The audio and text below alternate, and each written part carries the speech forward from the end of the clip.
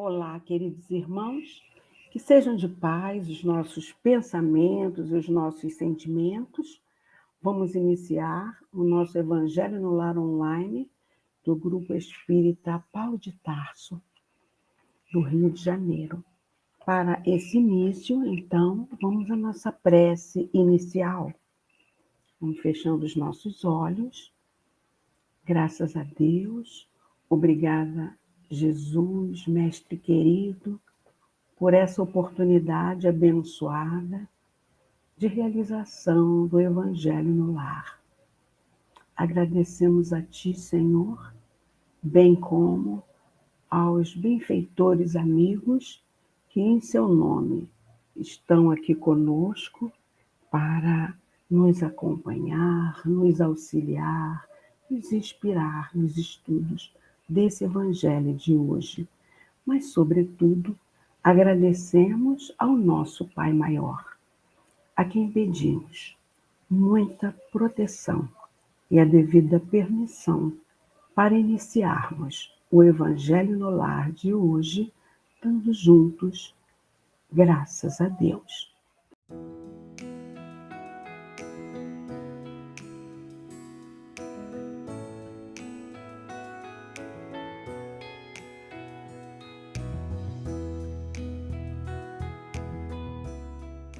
Bom, hoje nós iremos dar continuidade ao capítulo 8 do Evangelho segundo o Espiritismo. Bem-aventurados aqueles que têm puro o coração, verdadeira pureza, mãos não lavadas. Iniciaremos com o item 10. Diz assim, meus irmãos: os judeus haviam negligenciado os verdadeiros mandamentos de Deus para se apegarem à prática dos regulamentos estabelecidos pelos homens e dos quais os observadores rígidos faziam casos de consciência. O fundo, muito simples, acabara por desaparecer sob a complicação da forma. Como era mais fácil observar os atos exteriores do que se reformar moralmente, lavar as mãos do que limpar seu coração, os homens se iludiram e se acreditaram quites para com Deus, porque se conformavam com essas práticas, permanecendo como eram. Porque se lhes ensinava que Deus não pedia mais do que isso. Foi por isso que o profeta disse: é em vão que este povo me honra com os lábios, ensinando máximas e ordenações humanas. Vamos dar uma parada para refletirmos. Então, meus queridos irmãos, para entendermos, não é, o porquê desses hábitos, né, de lavar as mãos introduzidos no judaísmo, devemos considerar que Moisés acumulou duas funções: a temporal, como líder político, a conduzir seu povo, e a espiritual, como líder religioso, médium potencial, que recebeu os 10 mandamentos enquanto estava à frente de seu povo no deserto quando fugiam do Egito. Bom, como líder temporal, ele instituiu regras que prevenissem aquele povo de contaminações, como lavar as mãos e também não ingerir carne de porco, entendeu? Assim, passamos a entender que tomar esses cuidados exteriores era muito mais fácil do que aquele esforço diário que o homem deveria empreender para o seu aprimoramento, tentando corrigir suas imperfeições para cumprir aquelas leis que Moisés recebeu, né? Trazidas primeiramente por Moisés e que Jesus com a sua pedagogia de síntese, traduziu por amar a Deus sobre todas as coisas e ao próximo como a si mesmo. Por isso é que Jesus citou o profeta Isaías do Antigo Testamento, não é? Que disse no versículo 29, né, 13, 16, é em vão que esse povo me honra com os lábios, ensinando máximas e ordenações humanas. Ou seja, este povo me honra com os lábios, mas o seu coração está longe de mim. Em vão me adoram, os seus ensinamentos não passam de ensinamentos dados por homens, porque aí, com o tempo, os sacerdotes incluíram o lavar as mãos no cerimonial, mas com outro sentido, né? Um sentido de purificar-se. Porém, do que adiantam rituais exteriores e belas palavras, meus irmãos, se os atos não forem condizentes com as leis de Deus? Isso é que é o mais importante, não é verdade? Vamos prosseguir com a leitura do item 10. Ocorreu o mesmo com a doutrina moral do Cristo, que acabou por ser colocada em segundo plano. O que fez muitos cristãos crerem, a exemplo dos antigos judeus, sua salvação mais assegurada pelas práticas exteriores do que pelas da moral. Foi a essas adições feitas pelos homens à lei de Deus que Jesus fez alusão quando disse: toda planta que meu Pai Celestial não plantou será arrancada. Então, vamos refletir acerca desse segundo parágrafo, tá ok? O nosso mestre nos trouxe o conceito, não é? Do Deus de amor, infinitamente misericordioso, por saber que somos espíritos imperfeitos, vivenciando oportunidades na vida material para nosso aprimoramento. O mestre exemplificou na sua hora extrema esse conceito ao rogar: Pai, perdoa-lhes, porque eles não sabem o que fazem. Ou seja, meus irmãos, aqueles que fazem, achando que o seu fazer poderá levar a algum bem, mesmo que nisto possam errar, a esses a misericórdia do Pai alcança, entendeu? E pode perdoar-lhes. Quando se sabe, entretanto, e mesmo sabendo se faz, mais culpa se tem. Por isso que diz que muito mais será cobrado daquele que maior conhecimento tiver.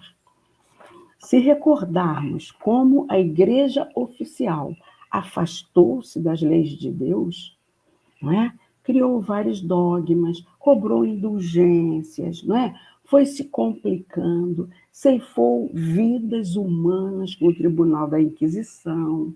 Então, o mestre disse o quê? Toda planta que meu Pai Celestial não plantou será arrancada. Se Deus é amor, por que a Santa Inquisição? Não é? Nossa doutrina é de razão. A humanidade, desacreditada, então, naquela época da Igreja Oficial, devido aos seus desmandos, o pensamento católico medieval passou a ser questionado. E a necessidade por explicações racionais e filosóficas estimulava a busca por respostas e uma nova maneira de encarar o mundo. Então, foi um momento propício para vir a terceira revelação, que é a nossa querida doutrina espírita, baseada em ciência, filosofia e religião. Sabemos que a lei de Deus está escrita na nossa consciência, não é? A doutrina espírita nos diz isso na questão 621 do Livro dos Espíritos. E na 621A a espiritualidade esclarece que desde que o homem traz na consciência a lei de Deus, que necessidade tem de que lhe a revelem? Kardec perguntou, aí a espiritualidade disse, ele a havia esquecido, então, e desprezado. Então, Deus quis que ela fosse lembrada, e o momento propício foi esse momento da razão que dominava as mentes na Europa, né? A partir do Renascimento. Vamos ao terceiro parágrafo desse item. O objetivo da religião é conduzir o homem a Deus. Ora, o homem não chega a Deus senão quando está perfeito. Portanto, toda religião que não torna o homem melhor não atinge seu objetivo.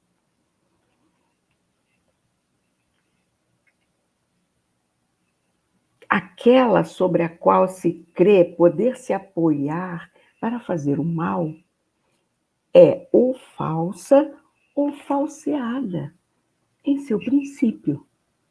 Tal é o resultado de todas aquelas em que a forma se impõe sobre o fundo. A crença na eficácia dos sinais exteriores é nula se não impede que se cometam homicídios, adultérios, expoliações, de dizer calúnias e de fazer mal ao seu próximo, em que quer que seja. Ela faz supersticiosos, hipócritas ou fanáticos, mas não faz homens de bem. Então, a gente pode ver que quando o objetivo da religião é estimular o homem ao autoconhecimento, não é? Através do conhece-te a ti mesmo, que Santo Agostinho nos ensinou com a doutrina espírita, leva o homem ao autoaperfeiçoamento, que o levará à sua autotransformação. E quanto mais o homem estiver aprimorado, é sinal que ele está deixando o seu perispírito limpinho. Por quê? Porque ele conseguiu, ao longo das encarnações, depurar aquelas energias pesadas que nele estavam incrustadas, provindas do não perdão, do egoísmo, da vaidade, do orgulho, não é? Da ganância, do apego material e tudo que compromete-nos e adensa o nosso perispírito. À medida que vamos reencarnando e vamos conseguindo depurar essas imperfeições, nosso perispírito vai se sutilizando, vai ficando leve. E assim a gente vai conseguindo alçar planos mais sutis em direção ao encontro do nosso Pai. Agora, quando a religião não torna o homem melhor, não contribui para a sua elevação, que é o objetivo da encarnação, ela não atinge o seu objetivo. Assim, quando se crê poder apoiar para fazer um mal, ou é falsa ou falseada em seu princípio. E a gente aqui pode citar exemplos vários, né, meus irmãos? As guerras santas, que na realidade estava querendo, no íntimo, era pegar as riquezas dos não fiéis. Isso estava acima de expandir o cristianismo. Na atualidade, continuam a existir esses enfrentamentos, não é? A gente vê notícias de homens-bomba se explodindo, né? Matando várias pessoas. Isso tem alguma coisa a ver com o princípio do amor divino que o Cristo veio nos ensinar? É um equívoco, não é? Então, o Evangelho nos traz a claridade do amai-vos uns aos outros. e assim afastando os seus seguidores das leis de amor, não é? Essas religiões os tornam supersticiosos, hipócritas e fanáticos, né? Como esses irmãos equivocados que se deixam explodir envoltos em bombas, né? Mas não faz homens de bem. É isso que eu entendi nesse parágrafo. E, por último, esse item fala: não basta, pois, ter as aparências da pureza.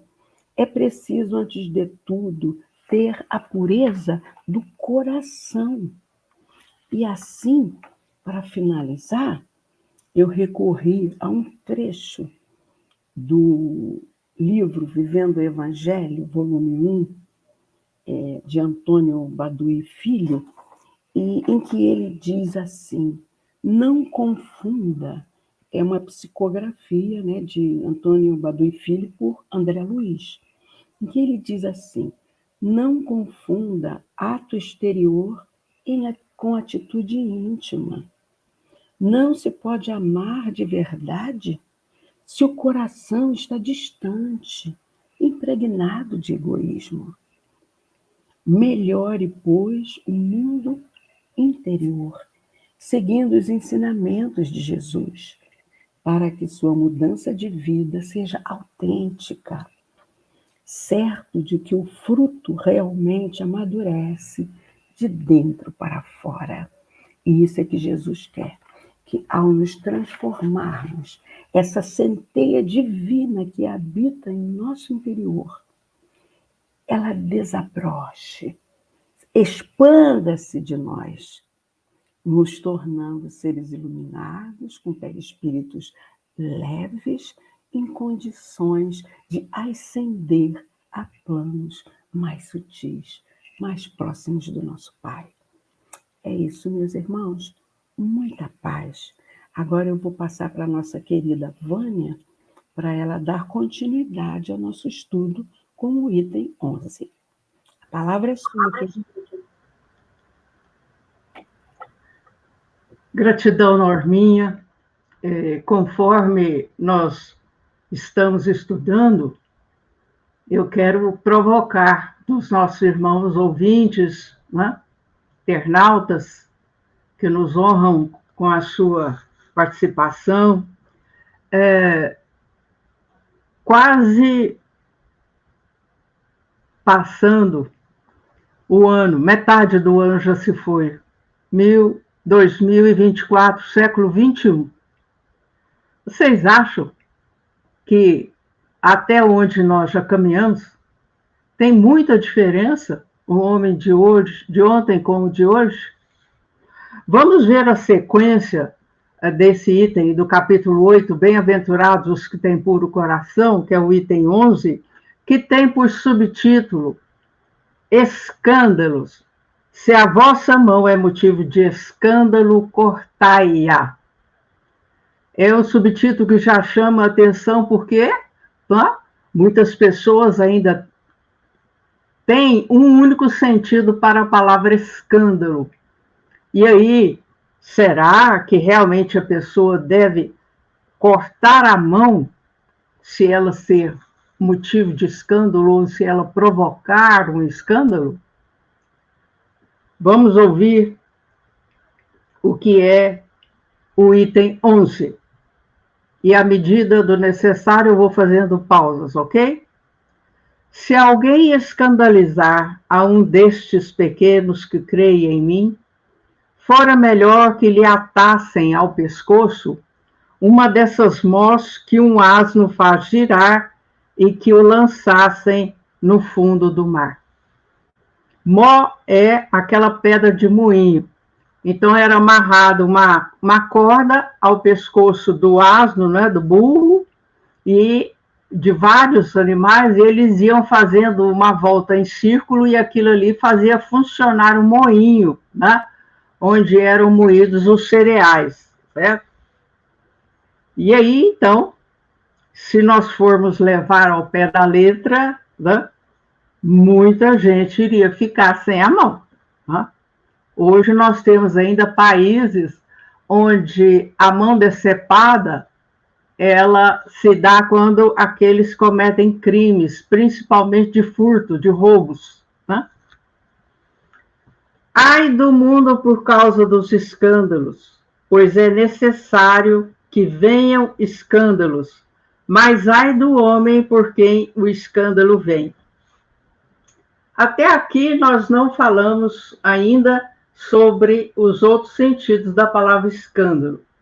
Mas nesse trecho que está em Mateus, capítulo 18, versículos 6 a 9, e no capítulo 5, de versículo 29 e 30, ele coloca um lamento. Ai do mundo, por causa dos escândalos, isto é, todo escândalo traz sofrimento. Mas nesse trecho, Mateus reproduz, né, a fala de Jesus, dizendo que é necessário que venham escândalos. E aí você vai procurar raciocinar comigo. Por que é preciso que venha o escândalo? Companheira querida Norma, agora há pouco falou, né, aquela frase de Jesus. Se tua mão é motivo de escândalo, cortai-a. Porque, segundo o profeta Isaías, antes já falou que a planta que meu pai não plantou será cortada. Isto é, aquilo que o pai não criou deverá ser extirpado, cortado, eliminado. Então, vamos acompanhar essa linha de raciocínio dentro da palavra escândalo. É necessário que venham escândalos. Para quê? Para que aquelas pessoas que se escondem debaixo de uma aparência de pureza, de bondade, que elas se revelem. Mas, ao mesmo tempo, tem outro ensino que é, mas ai do homem por quem o escândalo venha. Ou seja, aquele que provoca o escândalo estará sujeito à lei divina. Não é a lei do castigo, nem a lei da punição. É a lei de causa e efeito que existe para que o progresso aconteça. Certo? Vamos adiante em mais um trecho de Mateus. Tende muito cuidado em não desprezar um destes pequenos. Declaro-vos que seus anjos no céu veem incessantemente a face do meu Pai, que está nos céus, porque o Filho do Homem veio para salvar o que estava perdido. Essa fala de Jesus é um alerta para aqueles que o seguiam ou ouviam, de que não se desprezassem os pequenos. Lógico que, figuradamente, Jesus se referia às crianças, mas ampliando a nossa compreensão para não ficarmos presos apenas à forma, à palavra, o sentido que entendemos é para aqueles que se assemelham às crianças, ou seja, para os humildes, para os simples, para os puros de coração. Voltamos a lembrar aos queridos irmãos que humilde não significa absolutamente pessoas sem recursos materiais. Nós estamos falando de uma virtude moral, que é a humildade. O que Jesus quis dizer com seus anjos no céu veem incessantemente a face do meu Pai?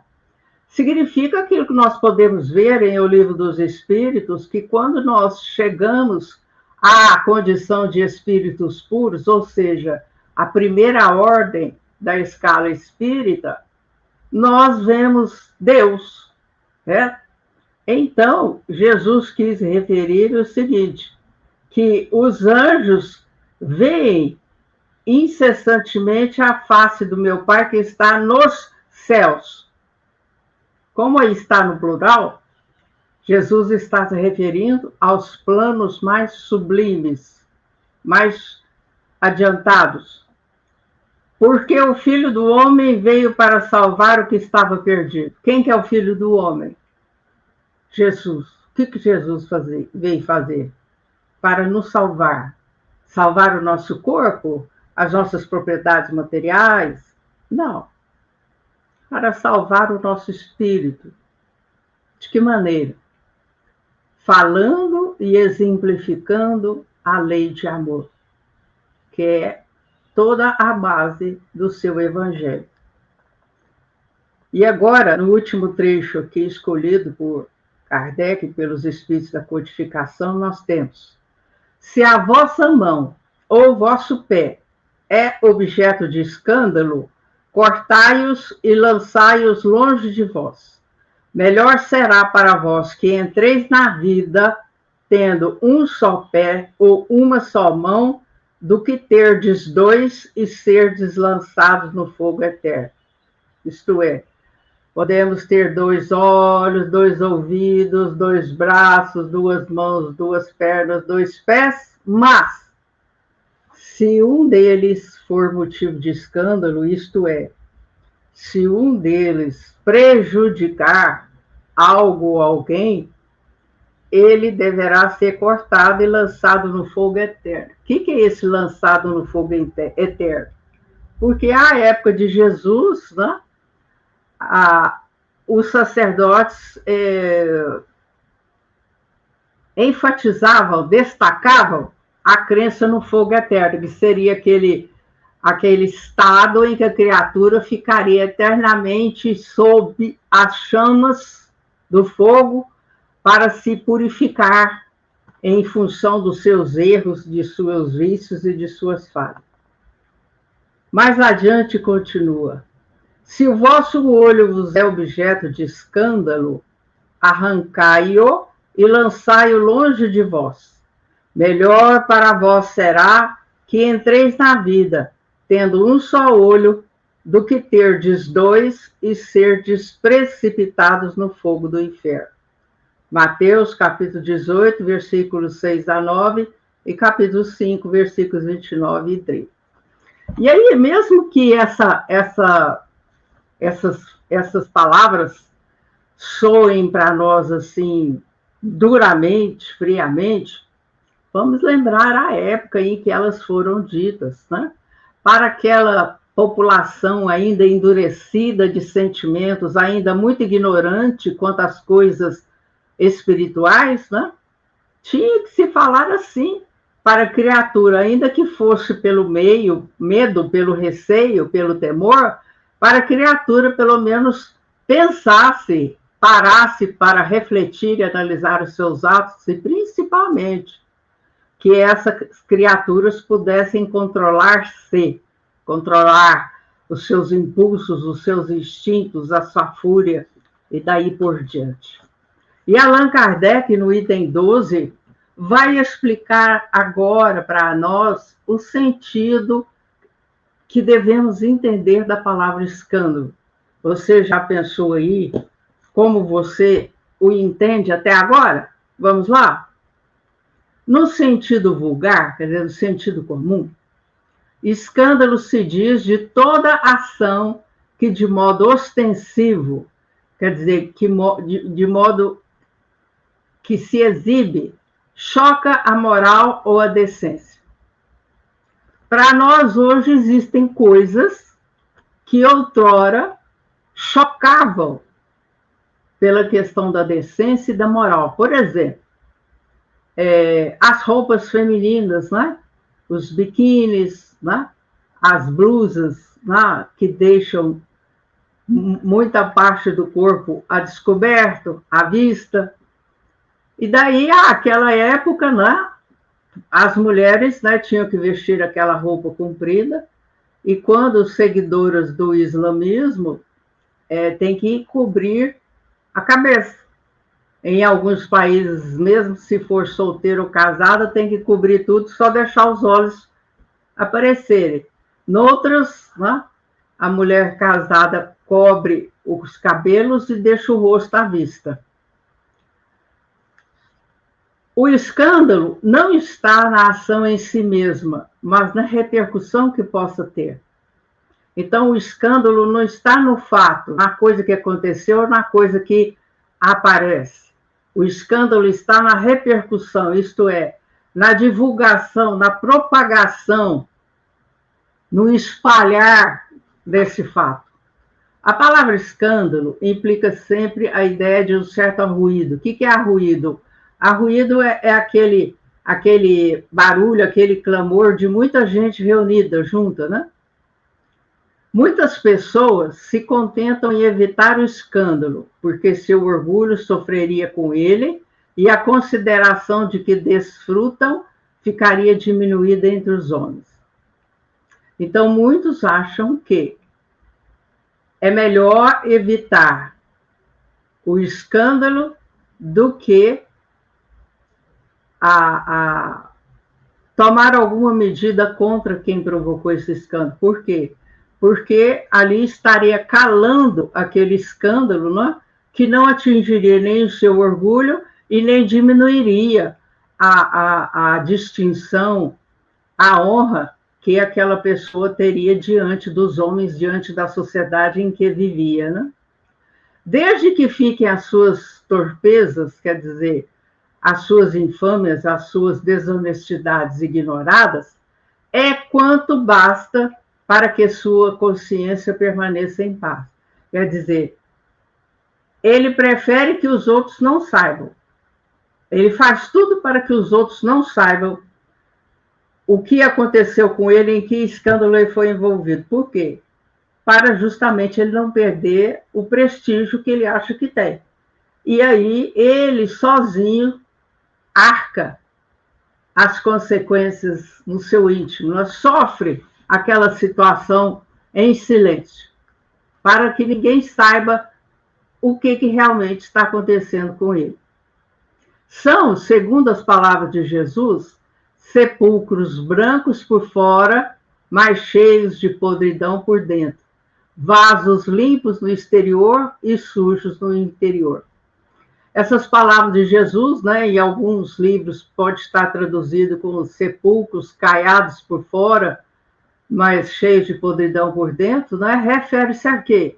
Aquelas pessoas que mostram a aparência de bondade, de retidão de caráter, de moral ilibada, mas que no íntimo são pessoas cheias de imperfeições.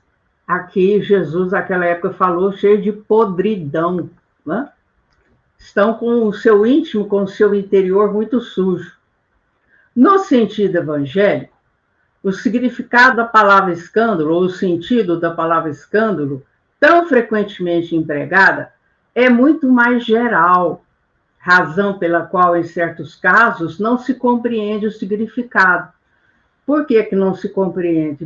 Porque uma pessoa provoca um escândalo que não tem assim uma ampla divulgação, que não é conhecido por muitas pessoas, e de qualquer maneira, se alguém ficar sabendo, já é suficiente para cortar a mão ou o pé da pessoa. Então, por isso que nós devemos tirar dessas passagens que foram lidas hoje a essência do ensinamento de Jesus para não corrermos o risco de cometermos equívocos, enganos, né? Olha o que Kardec escreveu. Já não é somente o que choca a consciência alheia. Então, o escândalo não é só aquilo que choca a consciência dos outros, os valores dos outros. É tudo o que resulta dos vícios e das imperfeições dos homens. Toda reação má de indivíduo para indivíduo, com ou sem repercussão. Olha que coisa maravilhosa. O escândalo, neste caso, é o resultado efetivo do mal moral. Uau! Kardec foi fundo. Então, o que seria escândalo? Fora o sentido comum, né, de quando se choca a consciência alheia com uma opinião, com uma música, com um filme, um programa de televisão, uma série, uma minissérie, né? Mas o escândalo, no sentido amplo, o que é? Tudo que resulta dos vícios e das imperfeições dos homens.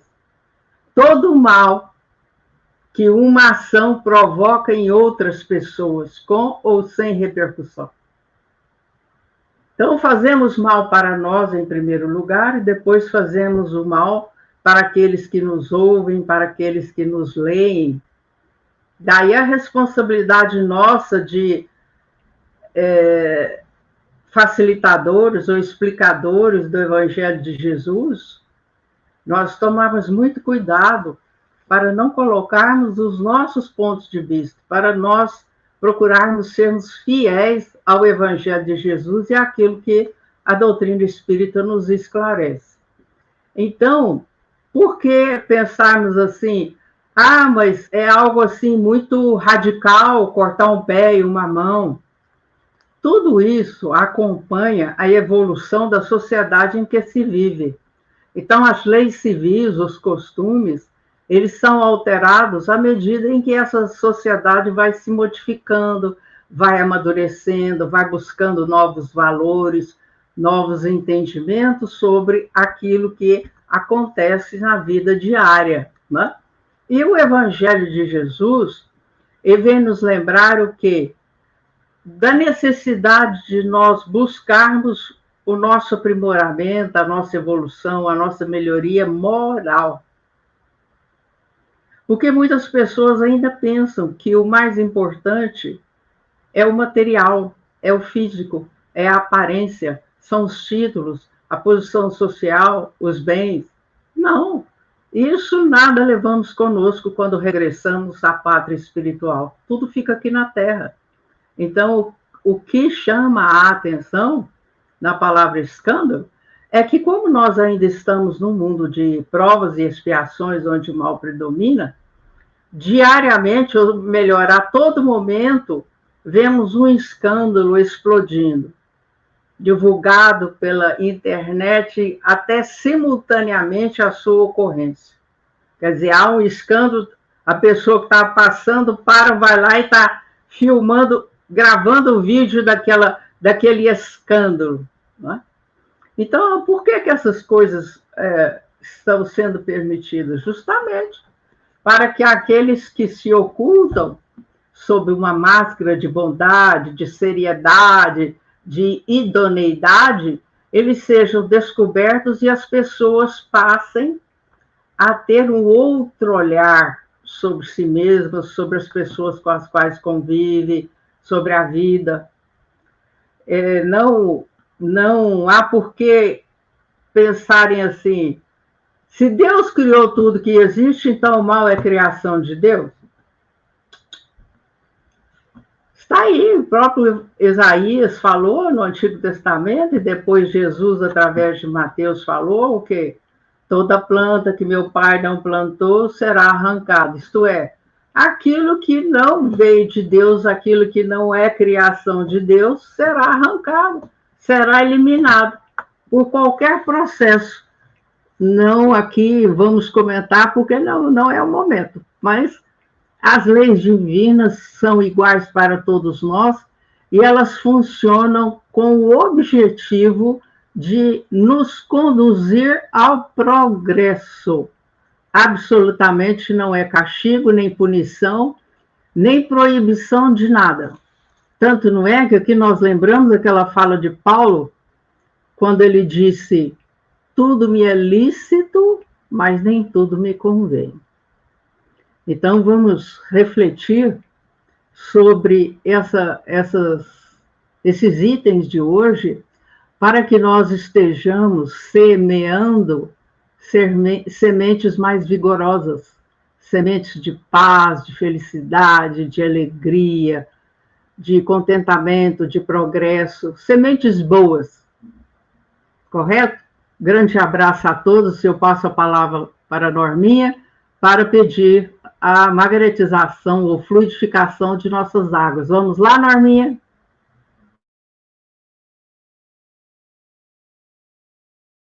Né, meus queridos, que a fluidificação ou magnetização da água pode ser feita por nós mesmos, encarnados, ou pelos espíritos com essa atribuição.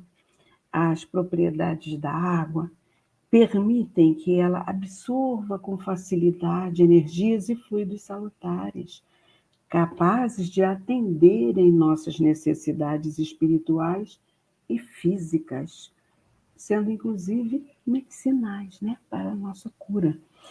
Sendo remédio, não devemos abusar de sua utilização, nem fazê-lo automaticamente. Deve ser ingerido em doses diárias, recomendada, de uma xícara de café, 30 ml, 3 vezes ao dia, e sempre em oração, pedindo que aquela água possa trazer benefício para os nossos corpos físico e espirituais. Vamos então à nossa prece de fluidificação? Graças a Deus, obrigada, Jesus. Permita, Senhor, que esses espíritos benfeitores que aqui estão em seu nome possam fazer jorrar sobre esta água os fluidos balsâmicos, medicamentosos, trazidos dos laboratórios espirituais, que permitam a penetração em nós, trazendo-nos saúde, vitalidade e tudo que for preciso para o nosso fortalecimento e que seja dentro do nosso merecimento. Que assim seja, graças a Deus. Vamos agora, queridos irmãos, à nossa prece final. Gratidão, Pai amoroso, Mestre querido, por esta oportunidade abençoada que tivemos de refletir acerca das verdades trazidas do alto, para que possamos evoluir gradualmente, buscando caminhar sempre junto dessas orientações superiores. Gratidão a esses benfeitores de luz que nos assistem, e a Ti, Pai, nós pedimos humildemente que a vossa proteção possa envolver a todos os necessitados da terra. Em especial, pedimos pelos seus semeadores de luz do Grupo Espírita Paulo de Tarso. Paulo César Fontes de Faria, fundador desse grupo, Vânia Amâncio Abdul Maci e Itamar de Oliveira. Vibrações, Senhor, a gente suplica que possam ser estendidas a qualquer irmão do planeta que esteja em necessidade física, emocional, espiritual, de qualquer ordem, Pai. Que a sua ação misericordiosa haja por todos nós. E assim, felizes e agradecidos por esta oportunidade abençoada de comunhão convosco através do Evangelho, nós te pedimos, Pai, muita proteção e a devida permissão para encerrarmos o nosso Evangelho do Lar de hoje, dando todos juntos a uma só voz, do fundo dos nossos corações, graças a Deus. Até a próxima semana, se Deus quiser.